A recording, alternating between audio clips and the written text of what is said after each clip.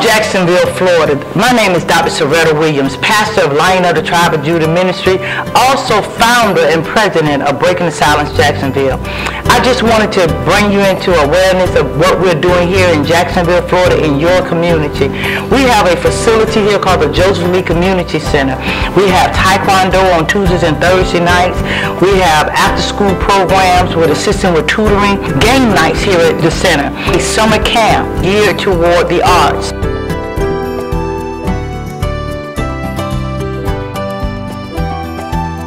A lot of times just that opportunity to release and say, and maybe through drama and through dance and through singing and through all of those things, they can let it all go.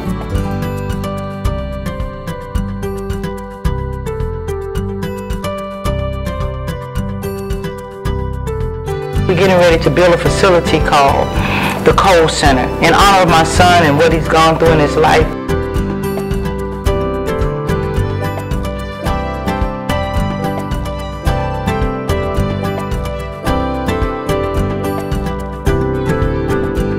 Our goal here in Jacksonville, Florida is to build a facility that will assist kids, youth, and their families after being traumatized by sexual abuse or molestation or any type of abuse. Sometimes you go through some things and out of it all God will bring good.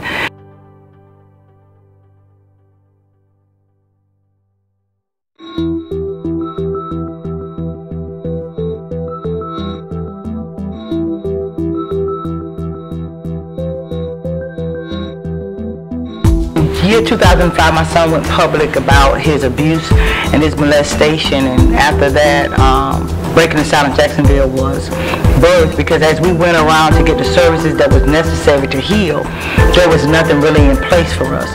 So after we ran out of money, we ran out of services. We lost everything in the process. So with that, we came up with a one-stop concept. So we want to build a facility for abused and molested kids and their families, so they have a one-stop shop and they can get everything in one place, and it doesn't cost anything for them to get those services. And so we're building this facility in honor of my son coming public, nationally public, in reference to his own abuse and his own molestation.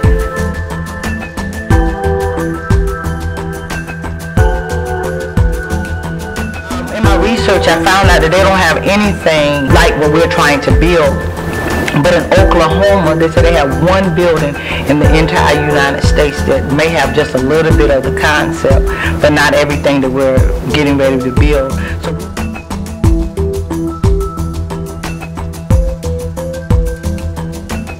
in this facility, we'll basically walk through the whole process of what we went through, as well as possibly what another family would have to face.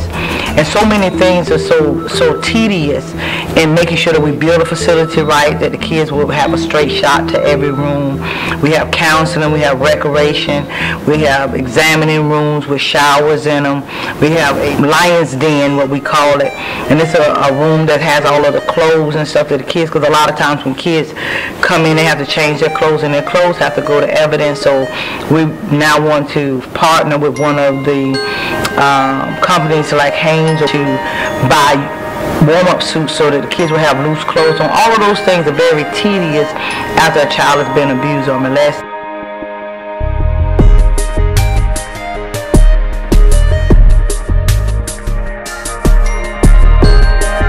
Also, we want to put a component in, which is a transitional, that the kids can come in, like if they're brought in the middle of the night, that they can come in. We have what's called caregivers that will stay with that child until the next day, where the child protective teams or one of those services can find one of their family members or turn them over to the proper authorities on the next day. So we have transitional suites is what we call them.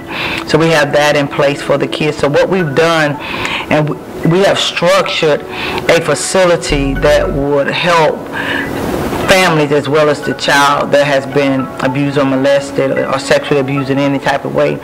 And we found out the statistics of, on the average right here in Jacksonville, Florida, they have 100 to 200 cases reported a day. This is not a week, not a month, a day.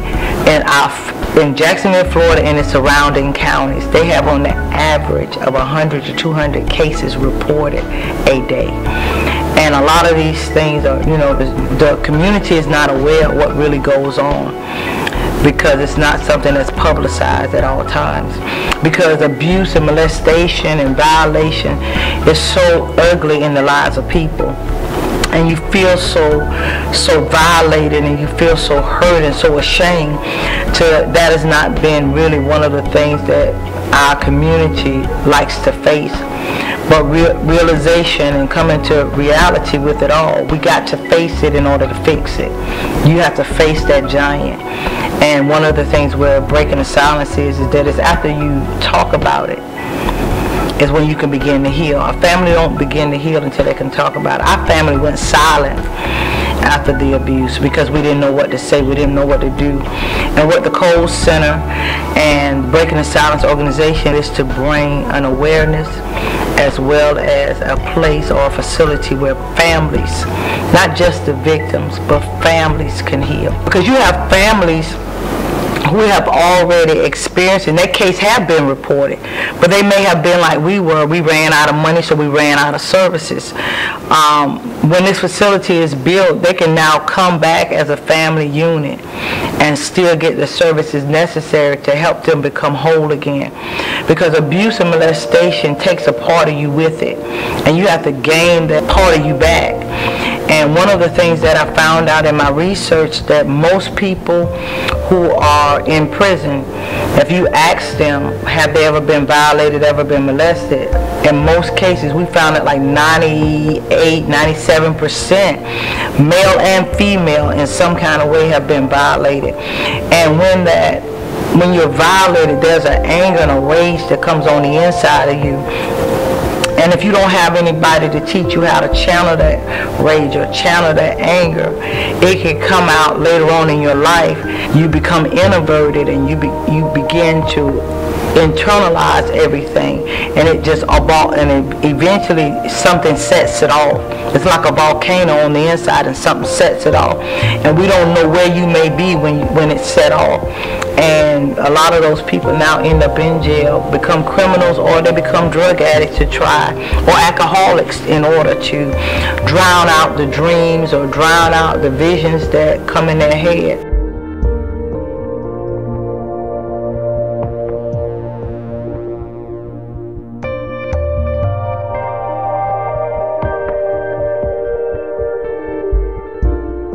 Breaking the Silence is put together to give that person a safe place to be able to say, this has happened to me, and what I do, I want to heal, I want to be a better person, I can't get over this, I can't get past this point in my life.